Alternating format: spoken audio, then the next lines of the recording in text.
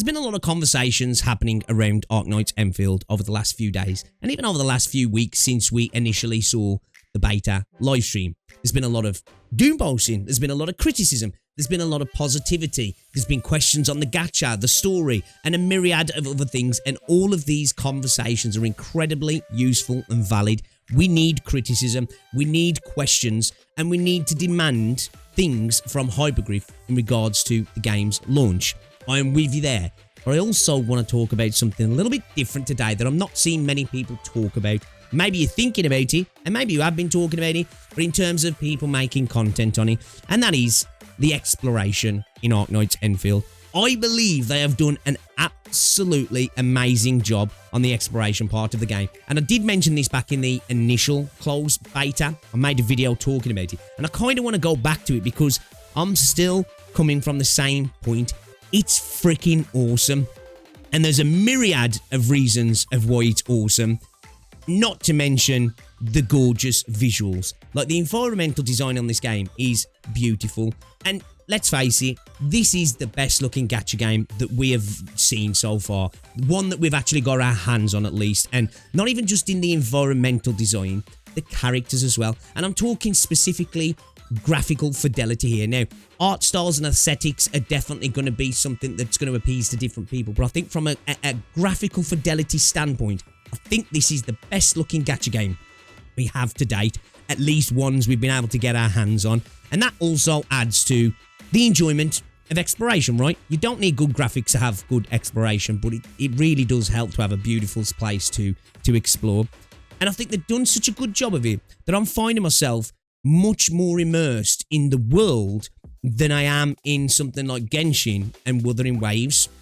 And there's a bunch of reasons for that, which we're going to get into. But I'm finding myself listening to audio cues more, the birds singing in the background, the tactile feel of moving around, the audio as you go from a metal framework to solid metal to like a gravel area, or to grass to solid stone to just different areas that have different audio cues. And this isn't something that's unique to Endfield. Man, Endfield didn't design audio and sound design in the space, right? It didn't. But I think because it feels so immersive, I'm just taking note of it more than I do typically with gacha games. And I think a lot of it comes down to this real grounded way of going around the map. The exploration is much more grounded and reduced. Now, a lot of people won't like that, right? And I'm not taking away from the fact of being able to climb up walls in Genshin Impact, or having gliders, or being able to run up walls in Wuthering Waves, or having grappling hooks, or being able to fly, and doing all these things, and double jumping, and all the different tools that multiple of the games give you are good tools. And I think when you do have a big open world, right, you kind of are required to give the player tools to make that world feel a bit smaller, which it's kind of an oxymoron in a sense, isn't it? But when you do have this big open world and it feels like a chore to traverse, it can become an issue. And I have said this multiple times. I said this back when Wuthering Waves first came out, right? A lot of games end up making an open world look gorgeous at the start, but it feels like a chore afterwards, because you end up wanting to get from point A to B and do your busy work, and the world itself becomes a barrier. It becomes pretty window dressing that looks good the first time you get there, but after that, it feels almost like a chore. So they give you all these tools, but then these tools make the world so inconsequential, in a sense, at least for me, anyway. And I think Endfield have really hit a good balance, where it's kind of bringing back the nostalgia and the feeling of like the PS2 era, N64 era, PS1 era of action-adventure platform games, of action RPG games where you might see a little glittery thing up on the cliff over there, and you take a moment to think, man, how do I even start to get towards that? And then you find a place here to jump upon, and you start heading there, and you find a little trail of breadcrumbs that leads you off that initial path, and you find a chest or a cool bunch of things to discover on the way.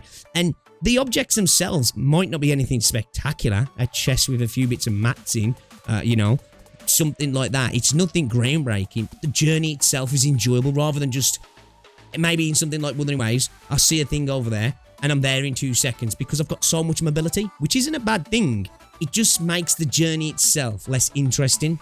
And I think they've done a real good job of making the journey feel interesting, at least to me. And I think the quarry area that you get to is a real good example of how well they've done level design, environmental design, and it really allows the exploration and the traversal to shine, because you've got so much verticality and nooks and crannies and things to cross over, and almost like Dark Souls-like jump puzzles, if you will, to get to. There's so many places in the quarry that feel like you can get on them, right? But it's you're sitting there thinking, was I supposed to be able to get here kind of feeling, you know? Probably was, but there's not just a straightforward path all the while. I can jump on this thing over here, and then a couple of attempts, and I'll get onto this other ledge, and then I'm up on top of this thing, and I'm almost got this feeling of I shouldn't be up here, but you are allowed to get up there because there's things up there to do and use, and not to mention just simple little puzzles like having an electrified gate and a chest beam behind it, and the way to knock it out is through the generators or explosives through a wall, you know, a soft breakable wall to get into, where in a game like Wuthering Waves, you could literally just double jump over the fence or run up the wall and drop down, which is not a bad thing, but it removes that, it makes it inconsequential, you know, it feels less meaningful because I can just do it. There's nothing to do to get that thing other than just use the mobility that I have.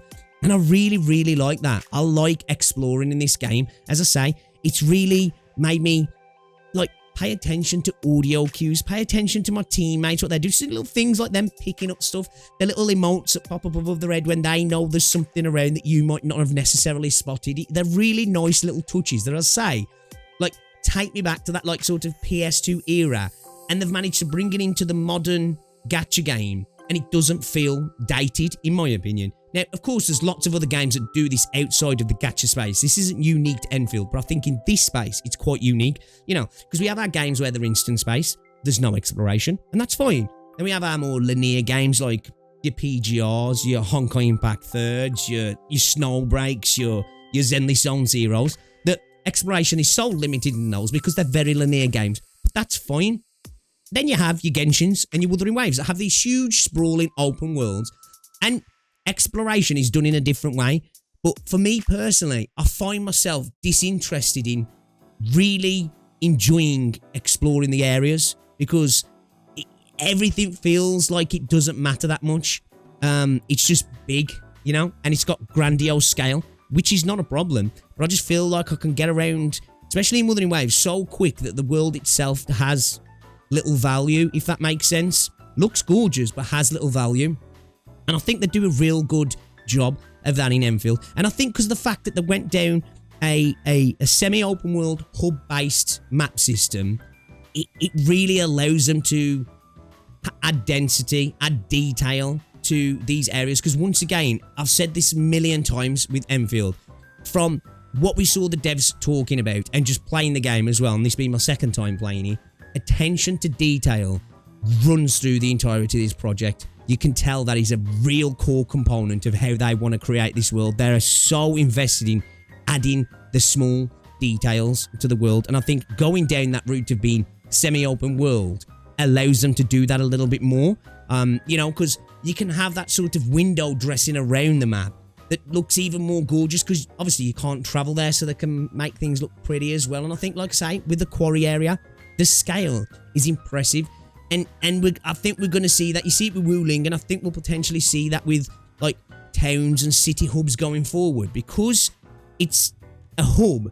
The entirety of the city, or parts of a city, we could even have cities that sprawl across multiple hubs that fill the entire hub and have massive scale to them, because they don't have to worry about having a large scale city within this open world. And then, you know, we saw Wuthering Waves did that recently with the 2.8 update, right? They created this more urban area, but they did it within a scenario sphere, if I'm correct, right? That makes sense, because it allows them to confine it and separate it from the open world, because it's kind of hard to build a massive, sprawling urban environment in an even larger open world and then get that working on mobile phones and such. So I think going down this route allows them some creativity with those sort of things, because as somebody who can't wait, and hopefully we see other factions cities, you know, like cities based on other factions, potentially like, you know, Victoria, Ursus, whatever it might be. Think of your favourite faction in Arknights and potentially having something that's inspired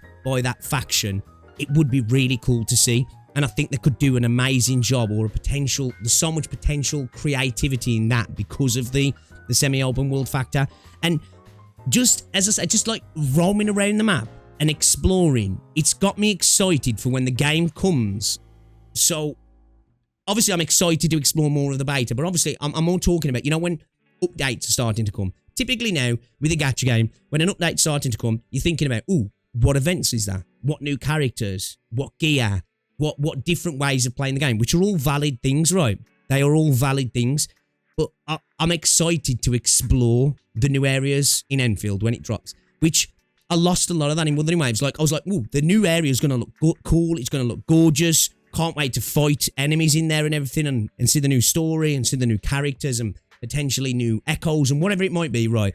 But I was never that like, oh man, I can't wait to just roam the area, because roaming the area just doesn't feel as satisfying for me. Where so far in Enfield, man, it's just scratching that itch that I think I've been wanting in this space. That true kind of old school action adventure game for me. And I think this game does it perfectly.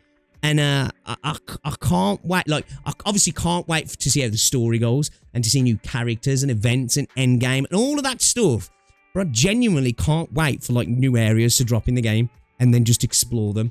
I'm like thinking about it. I'm like a kid at Christmas. I just can't wait to do it. And I think they've done a real good job. And I don't think enough people are talking about how well they've done it and all the things that come together to make it feel so good. As I say.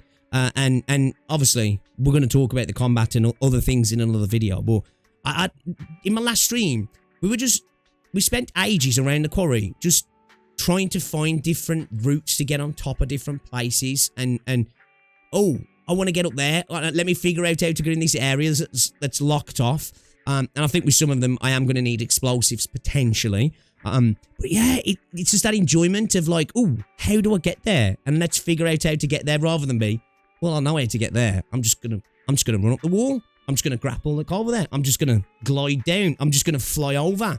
I'm really enjoying the adventure of exploring in Enfield, and I really hope they continue that creative process in the new areas and continue giving us more and even more complex and in-depth puzzles.